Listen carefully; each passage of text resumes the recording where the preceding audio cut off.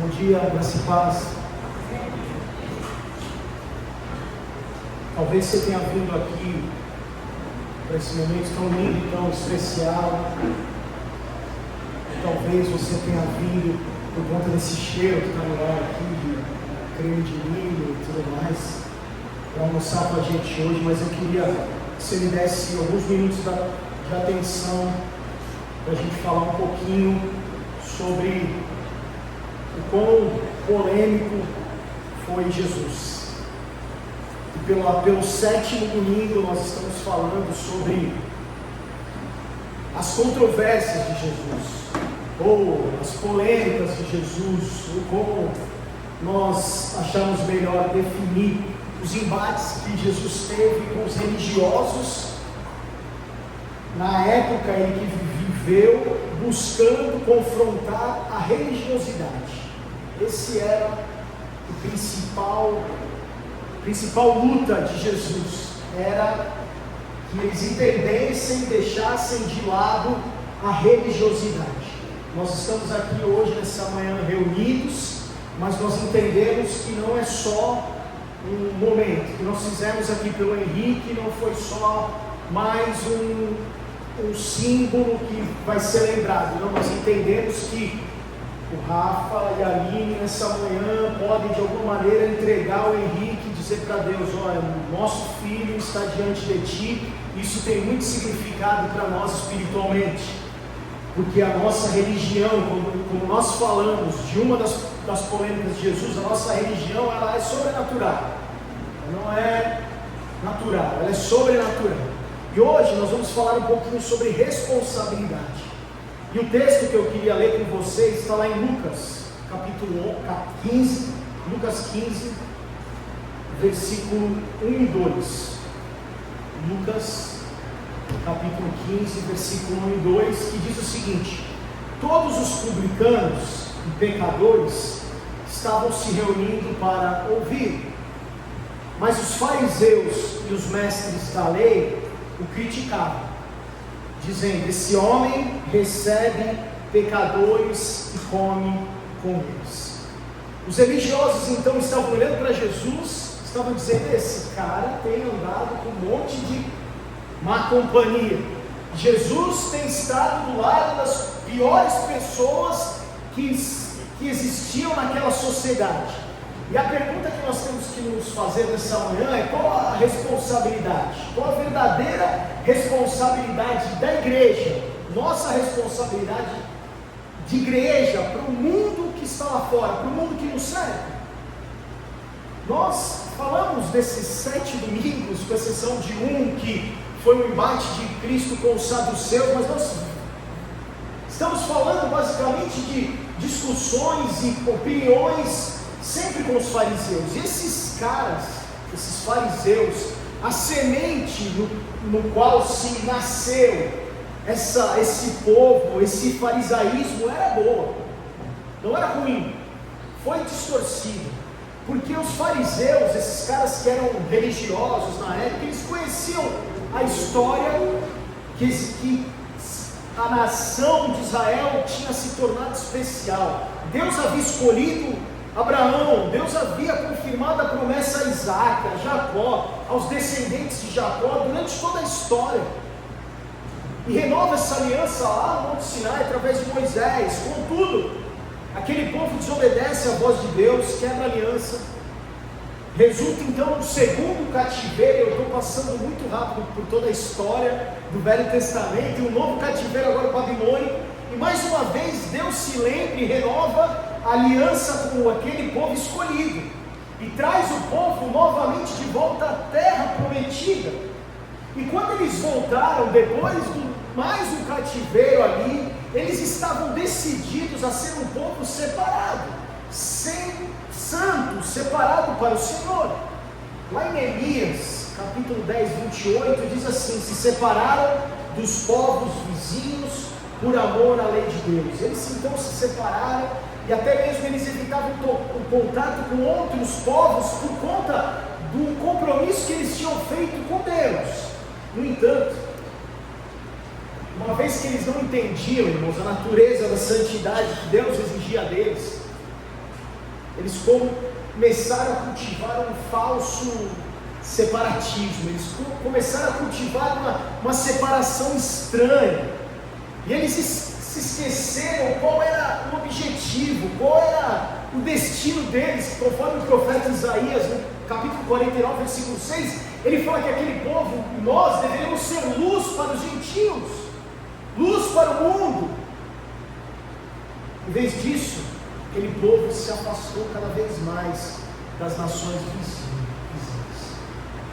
Isso ficou mais latente, irmãos, quando a Palestina passa a ser incluída num vasto império daquele conhecido como Alexandre o Grande, e aí a influência grega começa a se infiltrar no judaísmo, e aquele povo lá da Palestina, os judeus, que eram o povo de Deus, começam a receber influências de outras culturas, basicamente dos gregos, agora influenciando, e alguns judeus então começam a se render a essa cultura estranha, uma cultura pagã que vem influenciar a vida deles, e eles se dividem novamente em alguns judeus que eram chamados de helenistas, outros que foram aqueles que resistiram, se mantêm firmes. Nós não queremos essa outra cultura judaica, nada de Alexandre o Grande, de paganismo aqui. E os fariseus então são esses povos que permanecem, os saduceus são os povos, os helenistas, que aceitam então uma cultura vinda de outro lugar. Os fariseus, esse povo, eu preciso que você entenda quem são esses caras. Eles eram determinados à obediência, eles eram caras que andavam ali certinho, conforme anda o manual, conforme anda a lei, conforme anda a tradição, sem mudar nenhuma vírgula. Só que eles mantinham contato, eles evitavam contato com quem pudesse contaminá-los. Eles não se associavam a outros povos, a quem eles consideravam pecadores, e eles tinham muitas medidas, muitas regras, muitas leis para que isso não acontecesse, para que eles não fossem de alguma maneira contaminados. Eles se tornaram uma irmandade fechada, compromissados a obedecer os regulamentos, a lei cerimonial que eles tinham, as tradições daqueles líderes religiosos. Por conta disso, a doutrina deles de separação estava distorcida, porque eles evitavam todo contato social com quem eles achavam que eram pecadores. Eles desprezavam aqueles que não seguiam o seu exemplo, que não queriam crer na mesma coisa que eles criam e fazer o que eles achavam que era certo fazer. Eles se tornaram ali então, irmãos, um clube santo, um sindicato religioso fechado. Se tornaram ásperos, críticos, não tinham nenhuma compaixão com os necessitados e os pecadores. É esse povo que olha Jesus comendo com os pecadores, tendo contato com os pecadores, e fala: cara, esse cara está doido, quem é esse Jesus? Ele está com os pecadores, ele está contaminado. Agora, irmãos, quando nós olhamos para Jesus, e o fato de que todos os publicanos e todos os pecadores se reuniam para ouvi-lo, mostra que a atitude de Jesus era totalmente diferente daqueles religiosos.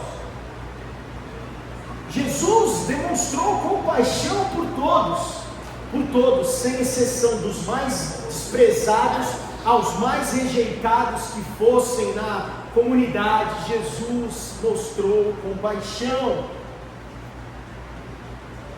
Vou te dar alguns exemplos de histórias que você conhece. Alguns pais levaram seus filhos a Jesus para que eles o abençoassem. Os pais queriam que Jesus abençoasse seus filhos, como nós fizemos com o Henrique aqui nessa manhã. Mas os discípulos de Jesus, não eram nem os religiosos, os próprios discípulos falavam: não vamos incomodar Jesus. As crianças, como as mulheres naquela época, irmãos, eram muito marginalizados. Hoje temos um cenário totalmente diferente, muito diferente, mas os discípulos estão falando: não vamos incomodar Jesus. E quando Jesus viu isso, Jesus fica indignado e diz: deixem vir a mim as crianças, não as impeçam, pois o reino de Deus pertence aos que são semelhantes a elas, as crianças. Numa outra história, irmãos, de um cego chamado Bartimeu. Esse cara ouve que Jesus está passando, é o cego, ele não está vendo, ele está ouvindo um burburinho, alguém contou para ele que existia, que o Messias, que Jesus tinha um homem, um profeta que estava curando, e aquele homem é um cego, ele não enxerga. E quando ele soube que Jesus estava passando, quando ele ouve que Jesus estava passando, ele começa a gritar: Jesus, filho de Davi, tem misericórdia de mim. Jesus, filho de Davi, tem misericórdia de mim. E as pessoas começaram a repreendê-lo: para de gritar, para de incomodar Jesus, deixa Jesus quieto. Mas Jesus, quando ouviu o primeiro chamado, parou e falou: traga Bartimeu até comigo aqui, quero vê-lo. E perguntou para ele: o que você quer? E quando ele diz que quer ver, Jesus vai lá e restaura a visão e cura aquele homem passa a ver novamente.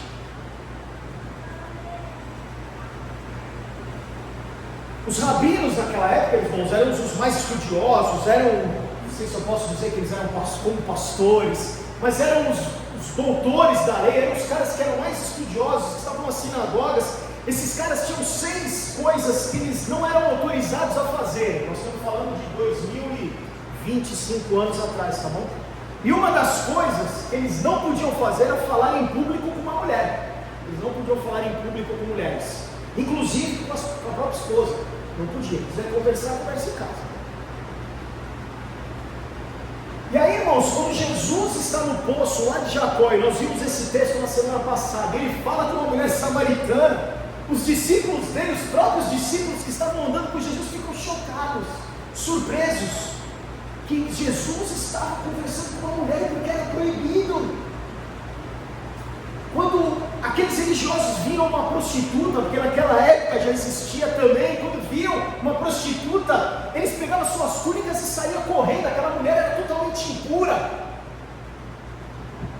Aí Jesus, irmãos, para chocar, para impactar, permite que não só a prostituta se aproximasse dele, mas que ela lavasse os pés dele com as suas lágrimas, que secasse os pés de Jesus com os seus cabelos, que beijasse os seus pés, que ungisse os seus pés.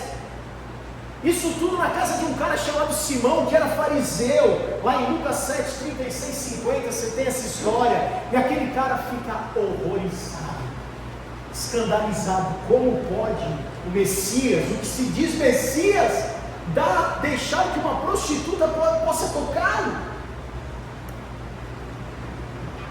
Tem um outro exemplo, irmãos, eu não me canso de dar exemplos, porque eles são tão ricos. E tem um que eu adoro, que é de um leproso. E a lei de Moisés tinha muitos regulamentos sobre a lepra, pela razão da higiene. Podia ter contato com o leproso, porque aquela coisa passava. Mas aqueles religiosos, eles foram além. E eles achavam que aqueles leprosos estavam sofrendo um juízo de Deus. Eles tiravam os caras da cidade, jogavam os caras fora, dos bairros, dos vilarejos. Esses caras não podiam participar. Até pedras eles jogavam. Se o leproso estivesse se aproximando, eles pegavam pedras e jogavam nos leprosos. Aí Jesus faz algo inédito, porque ele era compassivo, teve compaixão, e ele estende a mão e toca a mão, que era um choque. Ele toca e cura aquele homem, da mesma forma que ele tocou nos doentes. E até mesmo numa outra história de uma menina que estava morta. O pai dela vem clamar e tudo mais. Ele fala: não, relaxa que ela não está morta, ela está só dormindo. E ele vai pegar a mão da menina morta, que era um escândalo para aqueles religiosos, porque ela estava morta, estava contaminada. E ele pode então ressuscitar aquela menina. Você conhece a história de Zaqueu? Lucas 19, 7. Jesus fala para Zaqueu: desce da árvore. Um outro cara, publicano, conhecido em Jericó, má fama, igual os nossos políticos que hoje era a fama de Zaqueu. Jesus falou: desce da árvore que eu vou ficar na tua casa. E Mateus, conhece Mateus, chamado Levi? Aquele homem entende o que Jesus tinha feito por ele, fala: eu quero te seguir, eu quero esse reino que tu tem falado. E aí ele fala para Jesus: eu estou tão feliz que eu vou fazer um jantar na minha casa e nós vamos fazer uma festa. E Mateus então prepara um banquete para Jesus na sua casa, para comemorar a sua conversão. E aí em Lucas 5, 29 e 30, os religiosos perguntam para Jesus: por que vocês comem e bebem com os pecadores?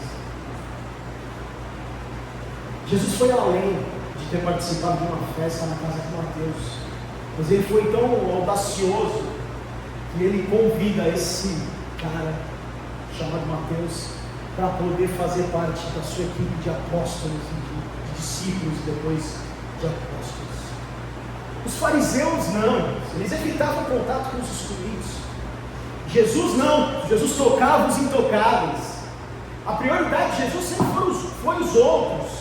Lucas 5, 29 e 30, a prioridade era buscar e salvar o que estava perdido. Essa era a prioridade de Jesus. E aí Jesus, para se defender, irmãos, ele fala uma série de parábolas, conta uma série de histórias. Ele primeiro fala de um médico, lá em Marcos 12:17, ele fala: não são os que têm saúde que precisam de médico, mas sim os doentes. Eu não vim para chamar os justos, eu vim para chamar os pecadores. Numa outra ocasião ele se comparou a um pastor que deixa tudo para ir atrás de uma ovelha. Ele tem 100 ovelhas, uma ovelha se perdeu, as outras 99, ele deixa segura, ele vai atrás da única ovelha que está faltando, pelo cuidado e o zelo que ele tem. O que distinguia Jesus, irmãos, dos fariseus era a graça, uma palavra que a gente conhece bem. E a graça, irmãos, a gente pode dizer que a graça é a iniciativa divina que primeiro busca e depois salva o pecador perdido. Assim como Jesus, como naquela história, ele foi buscar a ovelha perdida, assim como na outra parábola, ele conta que a mulher revirou a casa toda para achar uma moedinha perdida. Essa é a graça de Deus no ministério de Jesus, na história do médico, na história do pastor, e numa outra história, irmãos, muito significativa para nós, que é no relacionamento de um pai com filho.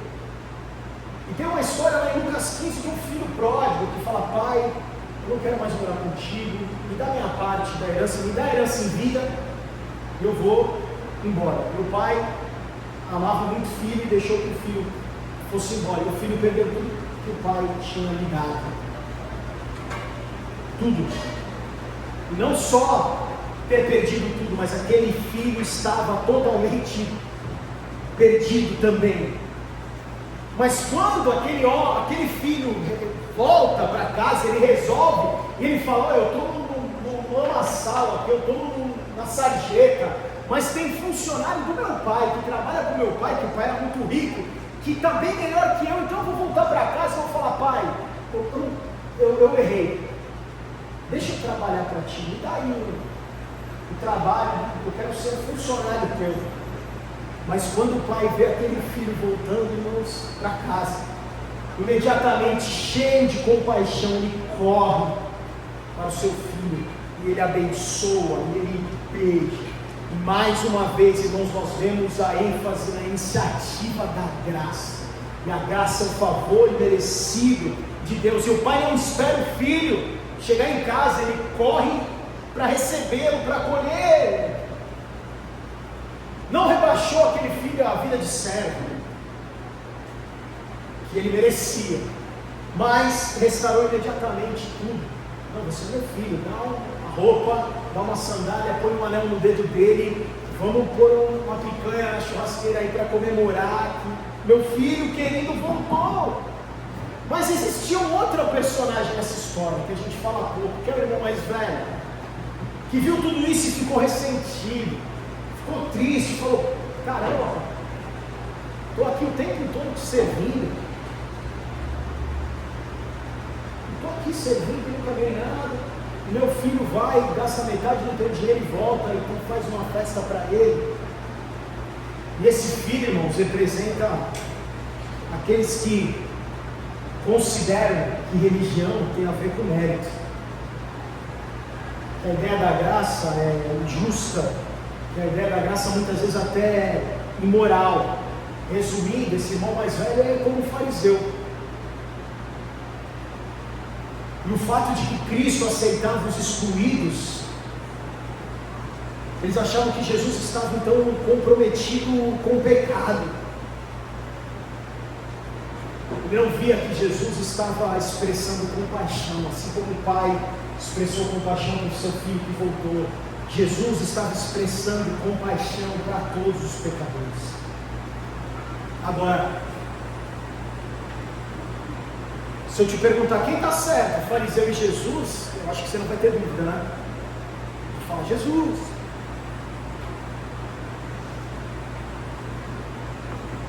Mas qual é a reflexão para nós nessa manhã? Uma manhã tão especial. Qual é a atitude nossa como igreja hoje? Para aqueles que estão fora.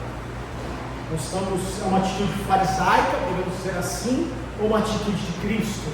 Uma atitude cristã. Irmãos, eu quero te falar que a igreja tem sim a se afastar do mundo. É um problema. E ela se afasta do mundo primeiro, porque ela prega um falso moralismo. É a atitude do irmão mais velho. Ele pecou, errou, meu irmão mais novo errou, pecou, ele pode voltar, mas ele tem que pagar o que ele deve, tem que sofrer por ter gastado dinheiro, por ter feito besteira na vida, e bem feito que ele está se lascando. E por conta disso, irmãos, muitas vezes para os de fora, para aqueles que não, temos muitos visitantes nessa manhã, isso nos alegra. Alguns podem já ter ido em igrejas, outros nunca ter ido em igreja, mas nós temos pessoas aí fora que nunca pisariam numa igreja, porque eles acham que a igreja não é atraente, porque eles acham que a igreja é ameaçadora. Eu estou falando para você nesses 20 minutos aqui que eu estou falando sobre um Deus com paixão, que ignorou os religiosos e olhou para os menos, para aqueles que precisavam de cura. Um Deus compassivo, um Deus de graça, e graça é o favor imerecido de Deus. Essa igreja, a Graça e Paz, é uma igreja que está aberta. É proibida a entrada de pessoas perfeitas aqui, irmãos. Pessoas perfeitas podem ir para um outro lugar, porque nós somos um bando de pecadores necessitados da compaixão desse Jesus e da graça. Por isso que nós estamos aqui. E os de fora acham que a igreja é complicada, que eles encontram mais aceitação, mais compreensão, mais compaixão lá fora do que na igreja. Vocês já ouviram isso? Vocês já conversaram com alguém que falou sobre isso? Na igreja vão me julgar, na igreja eles vão me condenar, lá fora não, lá fora no meu grupo ninguém me julga, ninguém me condena, na igreja vão me olhar torto pela roupa que eu uso, vão me olhar torto pelo estilo que eu tenho, vão me olhar torto pelo time que eu torço, pelo meu partido político. A igreja não deve ignorar o pecado, irmãos, porque é o pecado que nos separa de Deus, e nem a necessidade de arrependimento. 1 João diz que os nossos pecados são perdoados assim que nós confessamos. Mas o que a igreja precisa oferecer, irmãos, é uma amizade que não julga. Assim como Jesus não julgou nenhum daqueles, o leproso, o cego, as crianças, a mulher samaritana. É essa a nossa atitude como igreja. Do contrário, irmãos, se não é essa a nossa atitude, nós estamos dando a impressão que a igreja é só para santos e não para pecadores. E, na verdade, ela é composta de santos, mas no sentido do Novo Testamento, são separados. Eu e você somos separados para viver uma vida para Deus, mas ainda somos pecadores. Agora, os fariseus têm uma falsa visão da igreja, uma falsa visão de santidade. Eles acham que aqui só vai entrar gente santa, que não pecou, que não errou, só a gente está certinho, não sonega imposto de renda, não fica vendo nada ruim na internet, não tem pensamento mal, nada disso. Mas isso, se fosse verdade, irmãos, a gente poderia ter um monumental, não sei, um mural aqui, não sei, com fotos de algumas pessoas que a gente pudesse até honrar e dizer, ó, esse aqui foi santo, esse aqui é santo. Mas não, nós somos uma clínica para aqueles pecadores, um hospital para aqueles que precisam de ajuda, um refúgio para aqueles que são desamparados.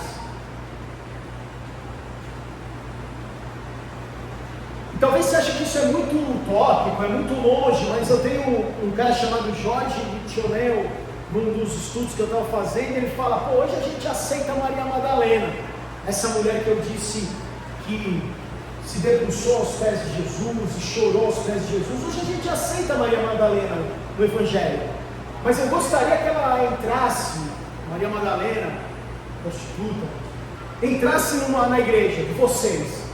Eu queria ver como vocês vão recebê-la. Tem um outro cara chamado Saulo. O cara matava quem era cristão. Quem fala de Cristo a gente mata, corta a cabeça. Matamos. E esse cara chega lá e fala, agora eu me converti. E esse Jorge fala, eu queria ver ele chegar numa reunião de oração na igreja de vocês, Saulo, para ver se vocês iam recebê-lo, para ver se vocês iam abraçá-lo, para ver se vocês iriam recebê-lo sem julgá-lo. Outra atitude, irmãos, de falsa moralidade, que é totalmente contrária ao que Jesus nos ensinou, a gente tem que tomar cuidado, irmãos, para não ter nenhuma atitude racial ou qualquer preconceito social que exista, porque o que nos une é ter uma fé comum em Cristo e compartilhar de um Espírito que habita em nós. Com exceção disso, irmãos, nós não precisamos ter nada em comum. Nós somos diferentes uns dos outros, temperamento diferente, personalidade diferente, a nossa educação é diferente, a cor é diferente, a cultura é diferente, tudo é diferente, e graças a Deus por isso, irmãos, porque nós podemos nos amar aqui, irmãos, independente de... O Rafa é palmeirense, eu sou corintiano, a gente se abraça aqui, cara, não tem problema. O Alan não está aqui, toda vez que São Paulo ganha do Corinthians, ele me manda 40 figurinhas me zoando. É chato, mas eu amo ele. Graças a Deus por isso, porque é uma igreja lindamente, irmãos, a igreja é uma comunhão lindamente inclusiva. Gálatas 3:28, Paulo fala, não há judeu, não há grego, nem escravo, nem livre, nem homem, nem mulher. A glória da igreja, irmãos, está na semelhança uns com os outros. Não está na semelhança, mas está na nossa dessemelhança. Então nós nunca podemos rejeitar ninguém, irmãos, rejeitar ninguém. Se nós rejeitarmos, nós estamos se juntando aos fariseus e não estamos mais próximos de Cristo, porque em Cristo nós temos igualdade, em Cristo nós somos um. É isso. A segunda coisa, irmãos, estou acabando. A igreja se afasta do mundo, primeiro por causa do moralismo, segundo, nós, igreja, se afastamos do mundo porque nós temos um temor de contaminação. Assumimos que como o mundo dá as costas para Deus, é por isso que o mundo é mau, então nós precisamos nos afastar desse mundo, senão nós vamos nos contaminar.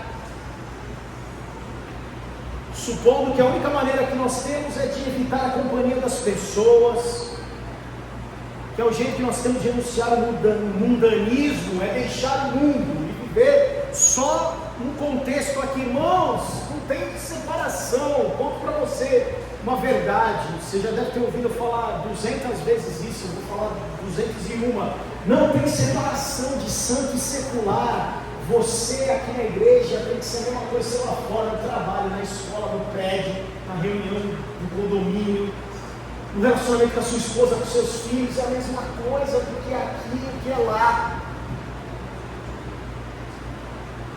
Não tem diferença, não tem se afastar do mundo, então viver 24 horas dentro da igreja, viver 24 horas, não existe isso. Uma vez que nós nos afastamos do mundo, nós estamos sim vivendo uma expressão de farisaísmo.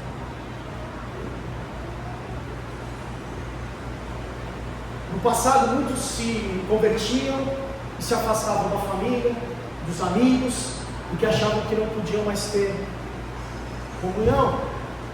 Eu gosto de uma dica de um autor que eu gosto muito, chamado Max Lucado, que ele fala 4 hábitos saudáveis. Eu não preciso falar os 3, vou falar só o que eu interessa, que é o 4. Ele fala: um hábito saudável é você se confraternizar.